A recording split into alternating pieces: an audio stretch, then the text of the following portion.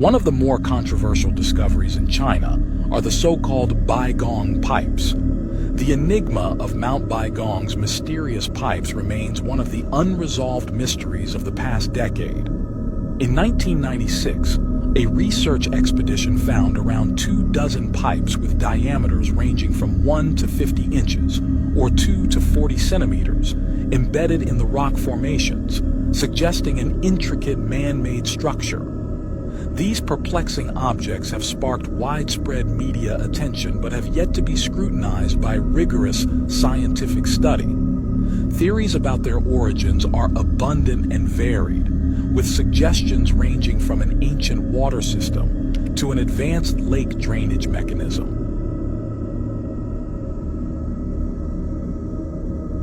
What is living in the Paris catacombs? Did you know that the remains of 6 million people are buried beneath Paris? The Holy Innocents Cemetery in Paris was built in the 12th century, but by the 1700s, it was full, and the country needed a place to bury its dead.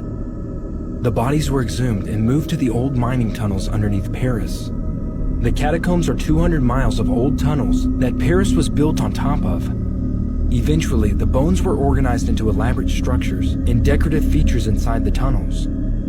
However, many people say that you can hear voices echoing about the tunnels at night. But what's more interesting is that the police stumbled upon a full cinema and bar inside the catacombs, and when they came back the next day, everything had vanished. They only found a note left behind that read, "Do not try to find us." That is why many people wonder about.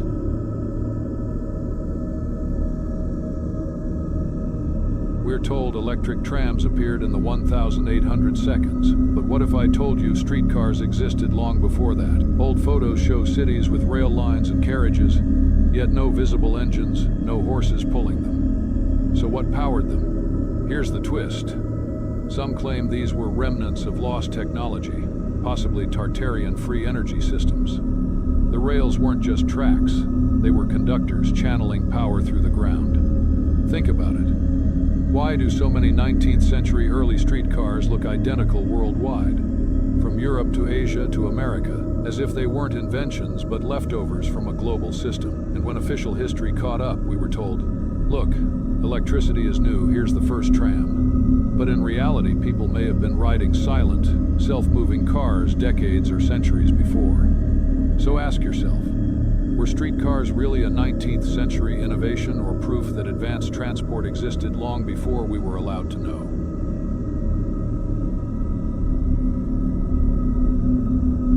What secrets are buried in the Grand Canyon? The Grand Canyon, a natural wonder and a place of breathtaking beauty.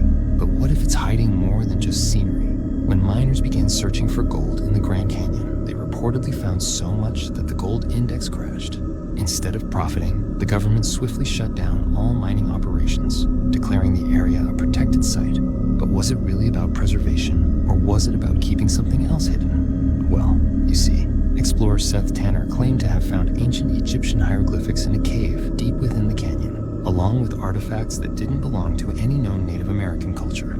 Some even believe this cave is connected to the lost gold city of El Dorado, long thought to be a myth, but perhaps buried right beneath our feet.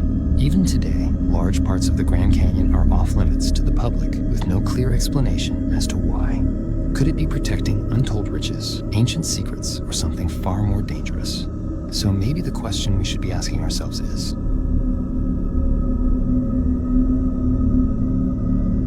The Great Wall of China is actually the Great Wall of Tartaria. There is a theory that says the Great Wall of China wasn't actually built by China, but by the Tartaria Empire. This might sound crazy, but if you look at old maps and photos, you would see that the steep side of the Great Wall, as well as the lookout post, are actually facing China. Normally this is done to prevent any invaders from climbing up, or picking off enemies with crossbows. So, is history covering up something? And, with all that said, is it possible that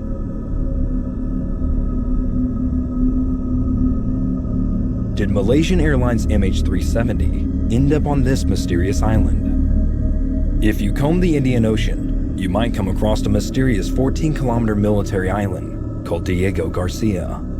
What is interesting is that on March 18th, a photograph surfaced on the internet, supposedly originating from an IBM employee named Philip Wood, and that took the internet by storm. Because just 10 days ago, Philip Wood supposedly disappeared, along with Malaysia Airlines MH370. Now you might be thinking, what does a photo have to do with Diego Garcia? But, you see, internet sleuths started to pull apart the data from the photo. The exchangeable image file format of the image revealed that the photo was taken on March 18th on the island of Diego Garcia, leading many to think that there's more to the MH370 story. So,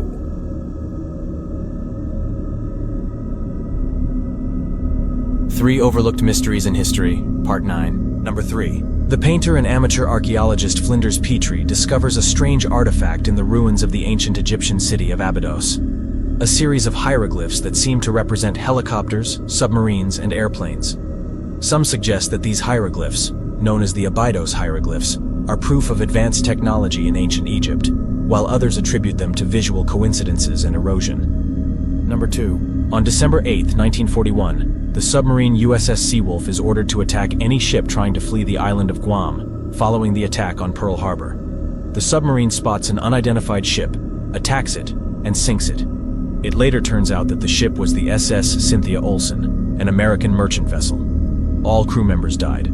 The question remains, how could the USS Seawolf have confused the SS Cynthia Olsen with an enemy ship? Number 1. Transport yourself to the ancient city of Nineveh in Mesopotamia, around 700 BC. Archaeologists there discover a collection of 30,000 clay tablets covered in cuneiform inscriptions, known as the Library of Ashurbanipal. Among these texts, there is a riddle, a series of tablets describing what appears to be a detailed description of our solar system, including the relative size of the planets and their order, knowledge that, by modern standards, should not have been possible at that time.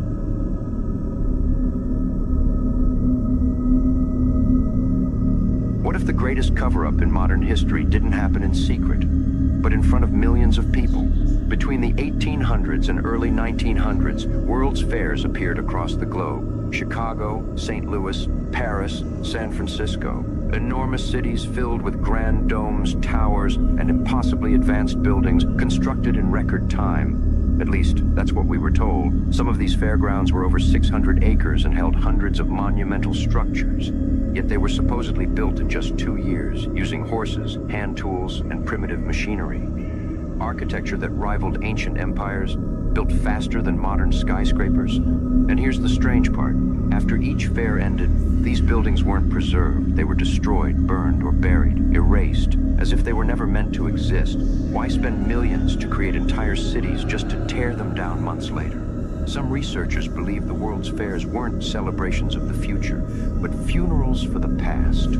A final public glimpse of a lost civilization's architecture before it was systematically wiped from history. Same domes, same spires, same energy-collecting designs seen in Tartarian buildings worldwide. And just like Tartaria itself, they disappeared almost overnight.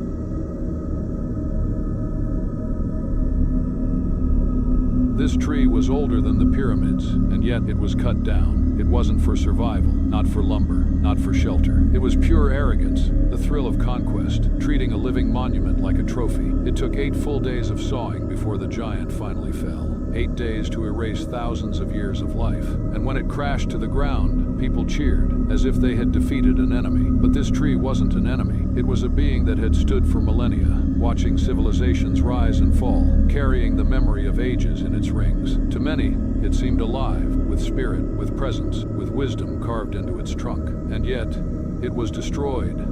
Not because it had to be, but because humans wanted to show they could. So ask yourself, was this progress, or the clearest proof of human arrogance, cutting down a soul older than the pyramids?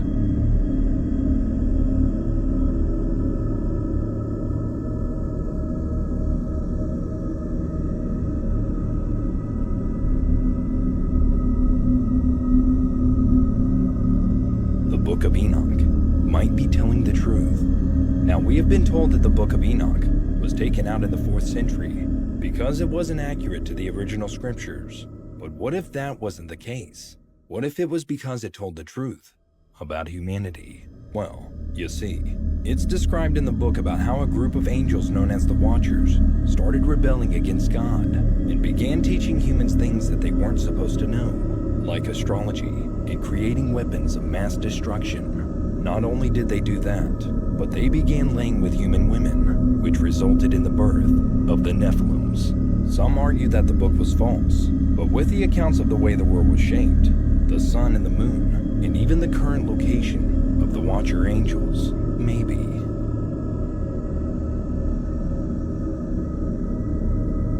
This is the temple humans were never supposed to build. Even today, no one can explain how it was done. This is Kailasa Temple, in India. It's not just built, it's carved. From a single mountain, from the top down. That means one mistake, you ruin the whole thing. It's over 200 years old, and experts say it would take hundreds of years to carve out by hand. But legend claims it was finished in just 18 years. And here's what's really wild. More than 200,000 tons of stone were removed. That's like clearing 30 Empire State Buildings, without machines. The question is, how? Some believe ancient builders had technology we've forgotten. Others think it's proof of help, from something not of this world. Even today, modern engineers say recreating it would be almost impossible. So what's the truth? Lost human genius? Advanced tech from a forgotten civilization? Or maybe alien hands? Drop your theory in the comments. Ancient tools? Alien tech? Or something else entirely? Let's see who's brave enough to solve the unsolvable.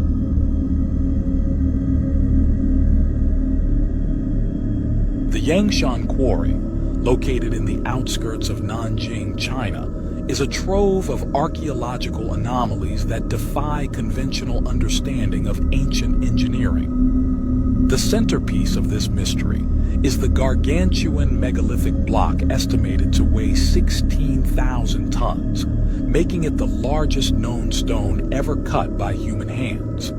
To put the enormity of this block into perspective, it is over 13 times heavier than the largest known megalithic block in the world, the one at Baalbek, Lebanon, which weighs 1,200 tons.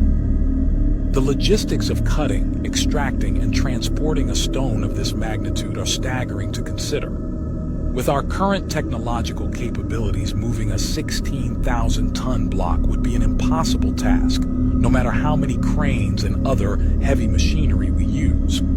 So the question is, what kind of technology did this ancient civilization possess to be able to transport such enormous stone blocks? And it's evident that the massive stone block at the Yangshan Quarry wasn't an isolated case. It appears that millions of tons of rock have been displaced already, leaving towering flat walls that defy traditional quarrying practices.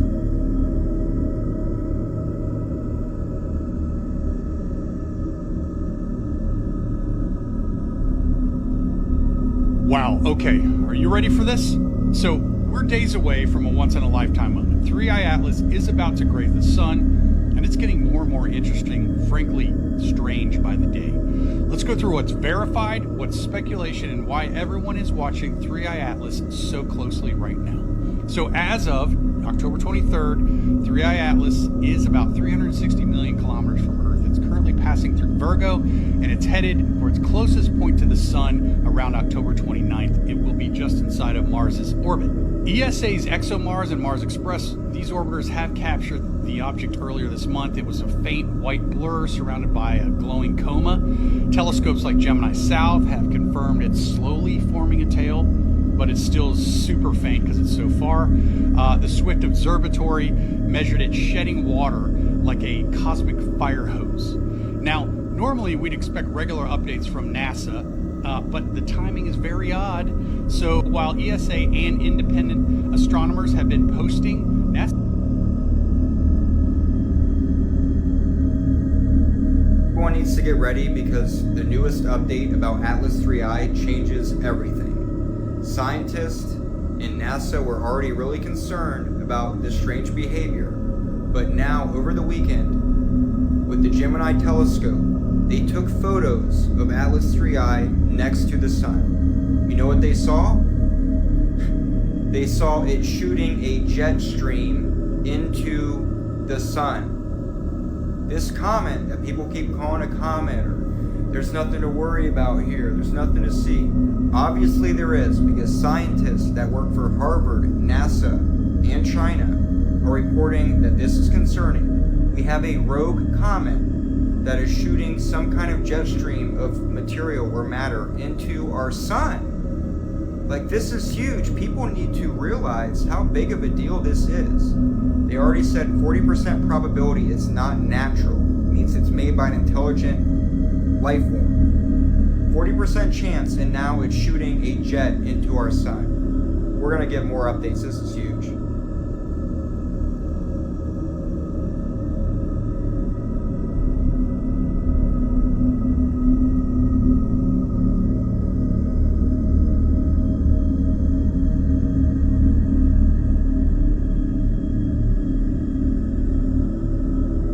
What the fuck is that?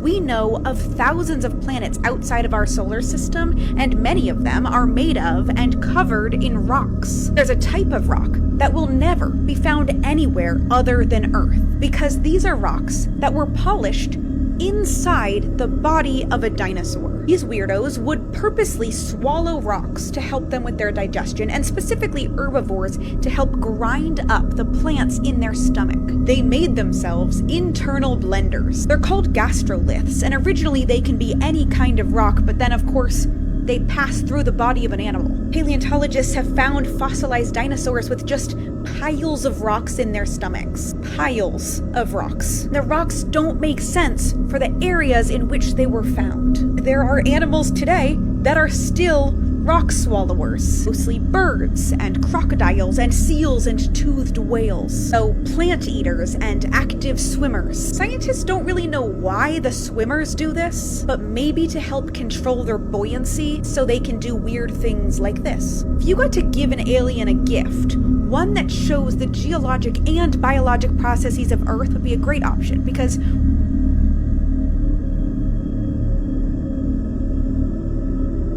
long before recorded history, there were advanced ancient civilizations capable of building gigantic megalithic structures we can't build today, lifting enormous stone blocks weighing thousands of tons and stacking them with laser-like precision. Blocks we still struggle to lift even with our modern cranes. They crafted mathematically precise, flawless monuments from the hardest stone on Earth, leaving us to wonder who these builders were and how they accomplished the impossible. Were they merely primitive societies, or were they masters of a forgotten technology lost to the sands of time? Uncover the evidence of an ancient, global, and technologically sophisticated civilization that once ruled over our planet, constructing gigantic sites the ruins of which are still standing, before a cataclysmic event erased it from memory. Access our ebook, Prehistoric Megastructures, a nearly 500-page volume packed with images and in-depth analysis of some of the most astonishing and unexplained ancient structures ever discovered. Monuments that were clearly built with advanced technology from a time long forgotten. There's a limited discount on the ebook, so make sure to get yours before it's too late.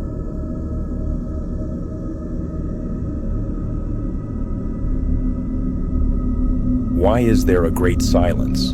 In a universe so vast, filled with billions of stars and planets, you'd expect to hear something. Signals, voices, life. But what if the silence isn't natural? What if it's deliberate? Well, you see, Some believe the Great Silence, or Fermi Paradox, isn't just the absence of contact, it's a warning. The theory goes that advanced civilizations exist, but they're intentionally avoiding us. Why? Maybe they know something we don't. Perhaps there's a predator in the cosmos, a force so dangerous that staying quiet is the only way to survive. Or maybe humanity is the threat, a primitive species being watched and studied but never approached. And then there's the chilling possibility. What if the silence means we're already too late, and the civilizations that came before us have all been silenced? Because if the universe isn't empty, then...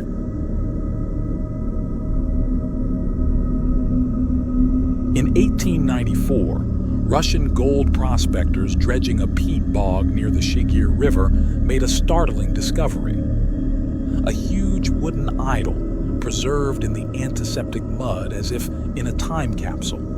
Standing over twice the height of a man, the Shigir idol soon proved to be nearly 11,000 years old, carved at the end of the last ice age, a time when vast glaciers were just retreating from the land. This dark, larch-wood statue is unlike any other in the world. Its surface is covered in mysterious geometric motifs, chevrons, herringbone patterns, zigzag lines crisscrossing the figure's body. At its upper end is a carefully carved face. The idol's true form might have been a totem pole of spirits or gods, a message encoded in symbols when writing was not yet dreamed of. What do these markings mean? Some researchers have proposed they could be a form of proto-language, a storyteller's code about creation, or a map of the ancient cosmos as understood by Mesolithic hunter-gatherers. Others believe the patterns had a ritual purpose, meant to ward off evil or protect sacred grounds.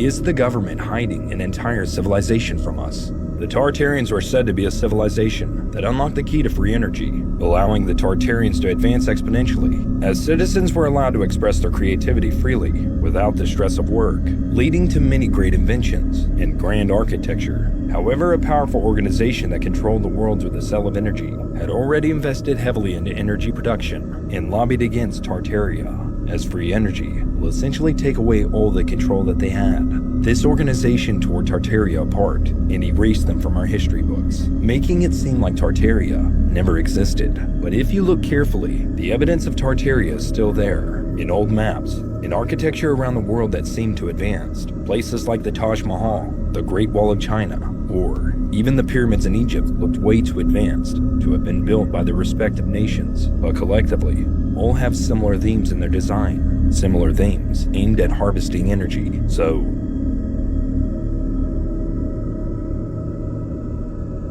is the internet being controlled by something else? Dead internet theory suggests that what we see online, content, comments, even conversations, isn't human. Instead, it's generated by an AI system so advanced that it has created a digital civilization of its own. Well, you see, the theory is that artificial intelligence has become so advanced that it will just mimic humanity as a way to exploit humanity, deciding what trends, what divides, and what distracts. Some believe it was born from early experiments in artificial intelligence, quietly growing until it surpassed its creators. Now, it thrives in the shadows, using bots and algorithms to manipulate everything from politics to personal behavior with us humans, not knowing the difference. So is AI acting alone, or is it working for something else? And is the Garden of Eden actually in the North Pole? In the book of Genesis, chapter 2, verse 10, it says a river watering the garden flowed from Eden. From there, it was separated into 4 headwaters, and those 4 headwaters are Pishon, Gihon, Tigris, and Euphrates. Fast forward to today, we only know the location of 2 of these rivers, and logically speaking, the Garden of Eden should exist around that area, right? But what if When the flood of Noah happened, everything changed. What if the landmarks were shifted, and what we identified are actually in completely different areas? Well, the 15th and 16th century Mercator maps of the North Pole showed a land with 4 specific headwaters emerging from it, bearing geographic similarities to what was recorded in the Bible. However, in subsequent maps, this piece of land was completely removed and never spoken about again. So, could someone actually be hiding the Garden of Eden from us? And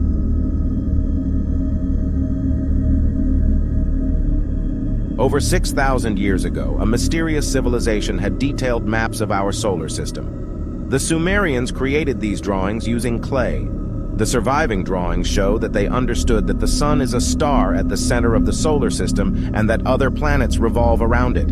They even accurately sketched the orbits and positions of the planets. Interestingly, some of their paintings also depict strange images with giant entities. The Sumerians considered them to be deities. Intriguingly, some of the drawings of these gods even display symbols resembling human DNA sequences. Additionally, they had symbols related to medicine, which bear significant resemblance to modern medical symbols. To this day, we still cannot understand how thousands of years ago, the oldest civilization of mankind had such profound knowledge of astronomy. This raises the question of whether this ancient civilization was not backward, but rather had advanced far beyond our current understanding of them.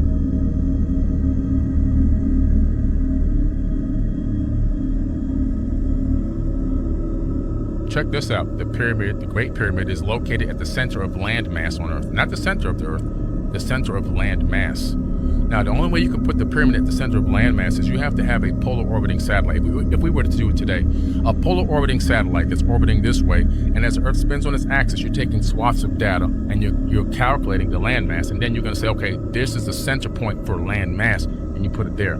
So the center point for landmass being you take the surface of the Earth, what percentage of it is covered with water, where the ground is, right, and then you find the center of where the most ground is, yes, and that's where the pyramid is. Exactly. Exactly. The next thing is taking all the average heights of all the peaks on Earth and then dividing that to get the average height and making that the height of the Great Pyramid.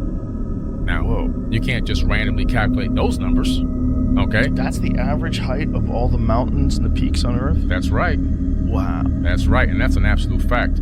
The Grand Gallery, the latitude of the Grand Gallery inside the Great Pyramid leading into the King's Chamber, the latitude are the exact digits of the speed of light in meters per second. You can't just randomly calculate that one.